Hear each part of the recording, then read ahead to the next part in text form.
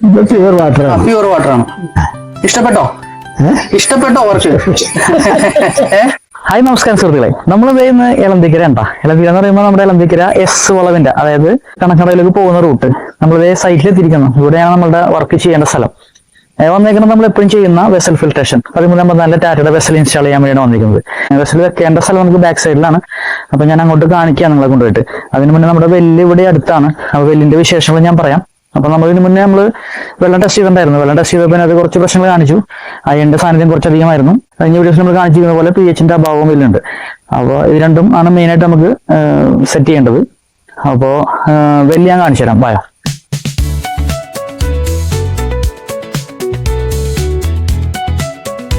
വെള്ളം ഇച്ചിരിക്കോളം ലെവൽ കൂടുതലാണ്. കാരണം മഴയൊക്കെ പെയ്തിട്ട് വെള്ളത്തിന്റെ ലെവൽ കൂടി വന്നിട്ടുണ്ട്.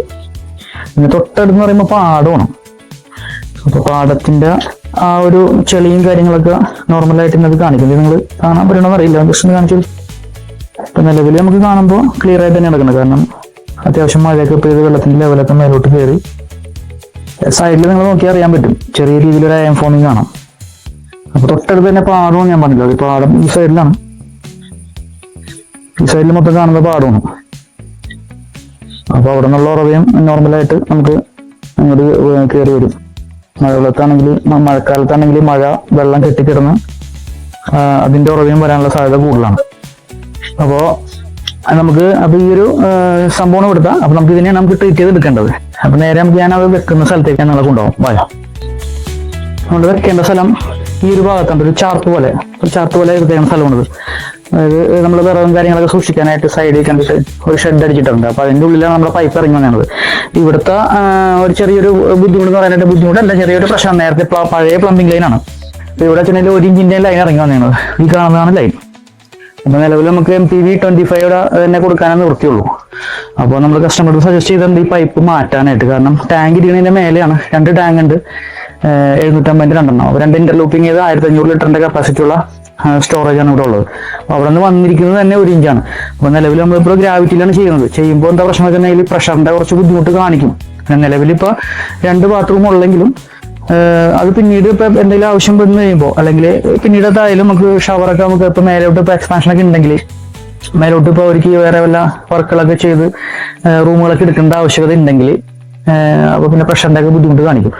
അപ്പൊ നമുക്ക് ഇവിടെ വരെയും 1.5 ലൈൻ ഇടാനുള്ള ഒരു സജഷൻ കൊടുത്തിട്ടുണ്ട്. അപ്പൊ പ്ലംബിങ്ങിന്റെ വർക്ക് ഉണ്ട് ഇവിടെ.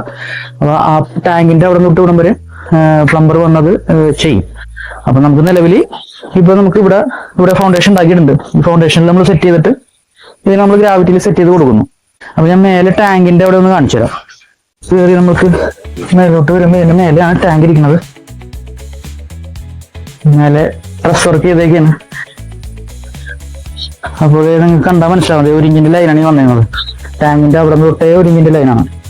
അപ്പോൾ 1-2 കർവും കാര്യങ്ങളൊക്കെ ഉണ്ട്. നമുക്ക് ഇവിടം വരെയും 1.5 ഉണ്ട്. ഇവിടെ നിന്ന് അങ്ങോട്ട് 1 ഇഞ്ചാ പോയിക്കണം. അപ്പൊ ഇവിടെ നിന്ന് അങ്ങോട്ട് നമ്മൾ 1.5 തന്നെ ഇടാനുള്ള ഒരു നമ്മൾ സജഷൻ കൊടുത്തിട്ടുണ്ട്. മൊത്തത്തിൽ ആ പൈപ്പ് മാറ്റണം. അപ്പൊ അതാണ് ഇവിടെ പ്ലംബർക്ക് ഉള്ളൊരു വർക്ക് മെയിനായിട്ട്. അതുകൂടാണ്ട് ടാങ്കിന്റെ ഒക്കെ എന്തൊക്കെയോ വർക്കുകൾ ഉണ്ടെന്ന് പറഞ്ഞായിരുന്നു ഇവിടെ. ഇപ്പൊ നമ്മുടെ ടാങ്ക് എന്ന് പറയുമ്പോൾ ഇതാണ് 750 ടാങ്കാണ്. 2 ഇന്റർലൂപ്പ് ചെയ്തേക്കണം. അപ്പൊ മൊത്തത്തിൽ 1500 ലിറ്റർ കപ്പാസിറ്റിയാണ് ടാങ്കിൻ്റെ. അതിപ്പോ നോക്കി കഴിഞ്ഞാൽ നമുക്കൊന്നും മനസ്സിലാവില്ല. കാരണം ഉള്ളില് സൈഡിലൊക്കെ മഞ്ഞപ്പ് പിടിച്ചിട്ടുണ്ട്, മഞ്ഞപ്പ പാടയുണ്ട്. ഈ വെള്ളത്തിന്റെ ആണ്. ഇപ്പൊ നമുക്ക് മഴ നമുക്ക് സുലഭമായി കിട്ടിക്കൊണ്ടിരിക്കുന്നതിന്റെ പേരില്ലേ കറക്റ്റായിട്ട് ഇതിന്റെ നമുക്ക് വാല്യൂ നമുക്ക് നോക്കിക്കഴിഞ്ഞാൽ മനസ്സിലാവില്ല. പക്ഷെ ചെക്ക് ചെയ്യുമ്പോൾ കിട്ടണ്ട നമുക്ക്. ഇതാണ് അവസ്ഥ. അപ്പൊ നമുക്ക് നേരെ നമ്മുടെ വെസൽ ഫിൽട്രേഷൻ ഇൻസ്റ്റാൾ ചെയ്യാനുള്ള പരിപാടി നോക്കാം. അപ്പൊ നിങ്ങൾക്ക് കണ്ട് മനസ്സിലാക്കി ചാനൽ നമ്മുടെ ഇഷ്ടപ്പെട്ടു കഴിഞ്ഞാൽ എപ്പോഴും പറയുന്ന പോലെ സബ്സ്ക്രൈബ് ചെയ്യാനും ലൈക്ക് ചെയ്യാനും മറ്റുള്ളവരൊക്കെ ഷെയർ ചെയ്യാനും മറക്കരുത് കേട്ടോ. അപ്പൊ കൂടാതെ നമ്മൾ വെക്കണത് ഇവിടെയാണ് കേട്ടോ. നമ്മൾ ഫൗണ്ടേഷനൊക്കെ ഇവിടെ റെഡി ആക്കിയിട്ടുണ്ട്. അപ്പൊ വെസലും ഇവിടെ കൊണ്ടുവച്ചു. അപ്പൊ നമ്മുടെ ലൈൻ 1 ഇഞ്ചിന്റെ ഇവിടെ വന്നിട്ടുണ്ട്. അപ്പൊ ഇതിന്മേലെ നമുക്ക് കൊടുക്കേണ്ട ഗ്രാവിറ്റിയിൽ. അപ്പൊ നമ്മളത് മീഡിയാസും കാര്യങ്ങളെല്ലാം ഇവിടെ തന്നെ ഉണ്ട്. മീഡിയാസ് ഒന്ന് കാണിച്ചത് നമ്മുടെ കാർബണും മഗ്നീഷ്യം ഡയോക്സൈഡും അതുപോലെ തന്നെ കാറ്റലോഗ്സും ബാക്കി സപ്പോർട്ടിംഗ് മീഡിയാസ് എല്ലാം ഉണ്ട്. നമ്മളത് പ്ലംബിങ്ങിന്റെ സാധനം നമ്മൾ എടുത്ത് വെച്ചിട്ടുണ്ട്. അപ്പൊ നേരെ നമുക്ക് നമ്മുടെ വർക്ക് സ്റ്റാർട്ട് ചെയ്യാം. ബൈ.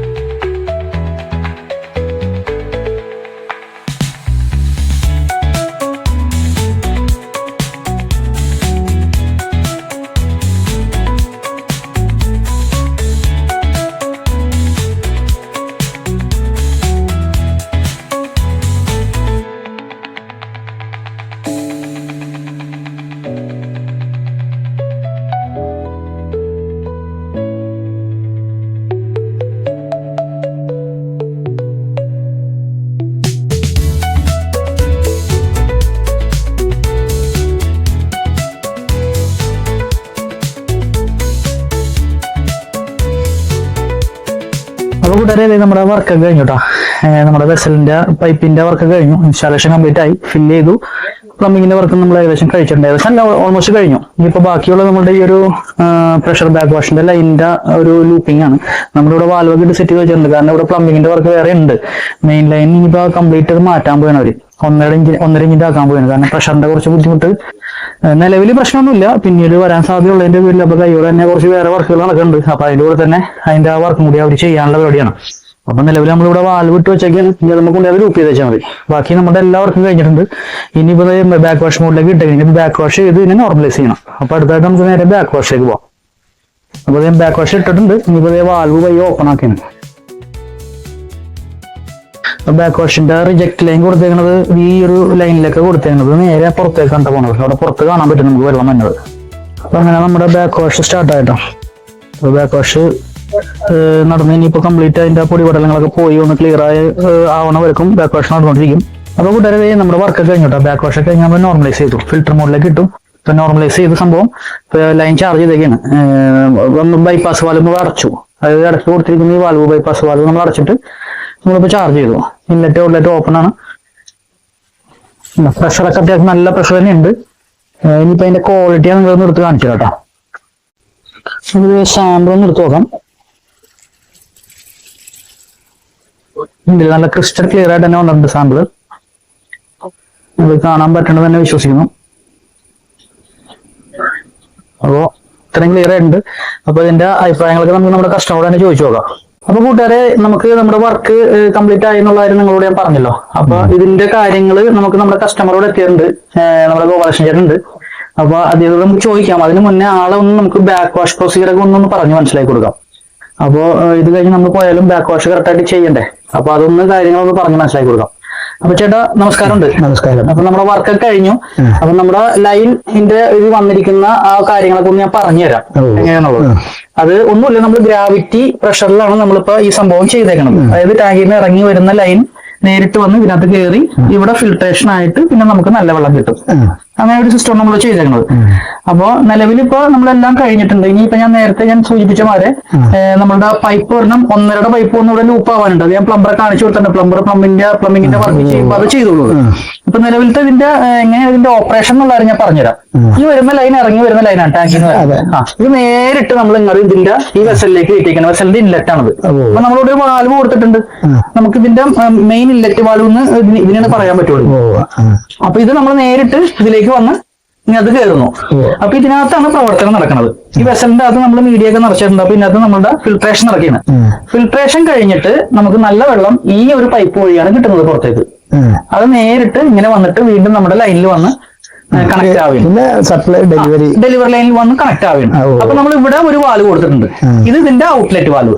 അതായത് ഇത് ഇന്നും ഇത് ഔട്ടും ആയിട്ട് കണക്കാക്കാം. ഇതിനിടയിൽ ഒരു വാൽവ് നമ്മളിപ്പോ അടച്ചു വെച്ചിട്ടുണ്ട്. ഇത് എന്തിനാന്ന് വെച്ചിട്ടുണ്ടെങ്കിൽ ഒരു ബൈപ്പാസ് വാൽവ് ആയിട്ട് കാണണം. എപ്പോഴെങ്കിലും നമ്മളുടെ വെസലിന് ഒരു കംപ്ലൈന്റ് വന്ന സമയത്ത് നമ്മളുടെ ഈ ഒരു വാൽവും അടച്ചിട്ട് ഇത് തുറന്നു കഴിഞ്ഞാൽ പഴയ സിസ്റ്റം ആവും. നമുക്ക് വെള്ളത്തിന്റെ നിലവിൽ ഇപ്പൊ അടച്ചു വെച്ചേക്കുന്നത് നിലവിലിന്റെ ആവശ്യമില്ല. കാരണം നമ്മുടെ വെസൽ ഇപ്പൊ നടക്കണ്ടല്ലോ നന്നായിട്ട്. അപ്പൊ നേരിട്ട് വെസലിൽ കയറി ഔട്ട് നേരെ കണക്ട് ആയിട്ട് നമ്മൾ നേരെ ഔട്ട് പുറത്തേക്ക് വന്നിട്ട് നേരെ ഇതിൽ വന്ന് ജോയിന്റ് ആവുന്നത്. അപ്പൊ ഫിൽട്രേഷൻ വഴിയാണ് ഇപ്പൊ നടന്നുകൊണ്ടിരിക്കുന്നത്. അല്ല, ഇപ്പൊ മറ്റേ ത്രൂ കണക്ഷൻ ഇല്ലാത്തത് കൊണ്ട് ഫിൽട്രേഷന് ഇത് വരുമോ? ത്രൂ കണക്ഷൻ എന്ന് പറയുമ്പോൾ അത് പമ്പിംഗ് ലൈനിന്റെ അല്ല ചേട്ടൻ ഉദ്ദേശിച്ചത്. പമ്പിംഗ് ലൈനിന്റെ കണക്ഷൻ, അതായത് മോട്ടറിന്റെ ഒരു കണക്ഷൻ ഞാൻ ഇവിടെ കൊടുക്കാനായിട്ട് ഞാൻ ഓപ്ഷൻ ഇട്ടിട്ടുണ്ട്. അത് ഞാൻ പ്ലംബറിന്റെ അടുത്തും പറഞ്ഞിട്ടുണ്ട്. പ്ലംബിങ്ങിന്റെ പണി ചെയ്യുന്ന സമയത്ത് ക്ലീനിങ്ങിന് പ്രഷറിന്റെ ബാക്ക് വാഷ്, അതായത് ഇപ്പൊ നിലവിൽ അതിന്റെ ആവശ്യമില്ല. കുറച്ച് കഴിയുമ്പോൾ ഇതിപ്പോ നമുക്ക് വർഷക്കാലമാണല്ലോ, വേനലായി കഴിയുമ്പോൾ നമുക്ക് അഴുക്കിന്റെ കാഠിന്യം കൂടുതൽ വരുന്ന സമയത്ത് നമുക്കപ്പോ ഒരു പോരായ്മ ആയിട്ട് ചിലപ്പോൾ തോന്നുന്ന സമയത്ത്, അതായത് നിലവിൽ നമുക്ക് ഗ്രാവിറ്റി പ്രഷർ വഴി നമുക്ക് ഇതിനെ കഴുകേണ്ട അവസ്ഥ ഉണ്ടാവില്ല. കഴുകുന്ന സമയത്ത് ഇതിന്റെ പ്രഷർ നമുക്ക് പോരാത്ത ഒരു അവസ്ഥ നമുക്ക് ഫീൽ ചെയ്യുമ്പോൾ നമ്മൾ ഈ വാൽവ് അങ്ങനെ അടച്ചിട്ട് ഈ വാൽവ് തുറക്കും.